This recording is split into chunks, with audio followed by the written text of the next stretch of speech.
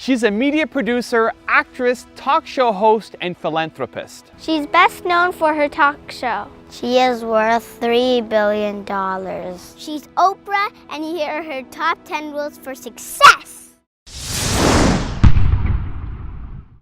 The way through the challenge is to get still and ask yourself, what is the next right move? Not think about, oh, I got all of this stuff. What is the next right move? And then from that space, make the next right move and the next right move.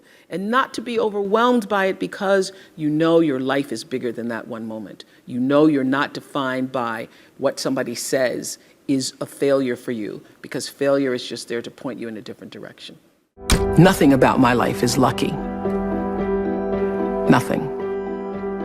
A lot of grace, a lot of blessings, a lot of divine order, but I don't believe in luck. For me, luck is preparation, meeting the moment of opportunity.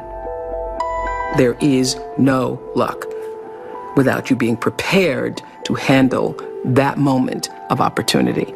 And so what I would say for myself is that because of my hand and a force greater than my own, I have been prepared in ways that I didn't even know I was being prepared for.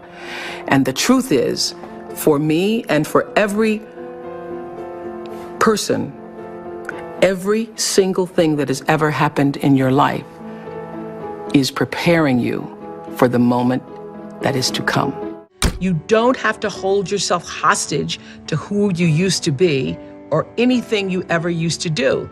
Because who has lived and hasn't made mistakes? When I think about my 20s and what a foolish girl I was and how I would give over my power to men who really didn't mean me well, but now I hold no grudges against them either, because I realized I'm the one who gave over the power because I didn't know any better. And now that I know better, I know I don't have to do that again. It's one of the most powerful lessons any of us can ever know. I say to my girls all of the time that your real work is to figure out where your power base is and to work on the alignment of your personality, your gifts that you have to give, with the real reason why you're here. That's the number one thing you have to do, is to work on yourself and to fill yourself up and keep your cup full. Keep yourself full. Now, I used to be afraid of that. I used to be afraid, particularly from people who say, oh, she's so full of herself. She's so full of herself. And now I embrace it. I consider it a compliment that I am full of myself. Because you only when you're full, I'm full, I'm overflowing, my cup runneth over. I have so much to offer and so much to give. And I am not afraid of honoring myself. You know, it's miraculous when you think about it. I would say to my team, well, it doesn't matter, because every season somebody else was coming out. One talk show, two talk shows, three talk shows. There have been over 100 talk shows since we started. But every time, I would feel like, all right, got to step up our game, got to step up our game. The way you step up your game is not to worry about the other guy in any situation, because you can't control the other guy. You cannot control the other guy. You only have control over yourself. So it's like running a race. The energy that it takes to look back and see where the other guys are takes energy away from you. And if they're too close, it scares you. So that's what I would say to my team all the time. Don't waste your time in the race looking back to see where the other guy is or what the other guy is doing. It's not about the other guy. It's about what can you do. You just need to run that race as hard as you can. You need to give it everything you've got all the time for yourself. My grandmother was a maid. That's all she ever knew. The only real expectation she held for me was that I would one day become a maid and, in her words, have some good white folks, meaning people who would not speak negatively about me, who would allow me to take food home, who would be good to me, would treat me with some level of dignity and respect. That was my grandmother's dream for me. But I had another dream for myself. another, more than a dream. I had a belief for myself. And I remember watching her hang out clothes on a line one day and say to me, "You have to watch me, Oprah Gail, because one day you'll have to do this for yourself." And knowing inside myself that that was not going to be my life. Don't know how I knew it, other than that thing that we all have, intuition or an instinct that said, no, this will not be my life. But because I sensed that and was connected to that, and I remember it was a very still moment. It was quiet, and I was still, and I was watching her. I could see her right now with the clothespins in her mouth and putting them on the line and seeing the breath, because it was cold, the moisture coming from her lips. And I knew that that would not be my life. I knew that I will not be hanging clothes on a line in a backyard in Mississippi. So I was either 4 or 5 years old. And that belief that that would not be my life is what I held on to for the longest of times. I just, no matter what, believed that there was something bigger, greater, more for me. I always understood that there really was no difference between me and the audience. At times, I might have had better shoes, but at the core of what really matters, that we are the same. And you know how I know that? Because all of us are seeking the same thing.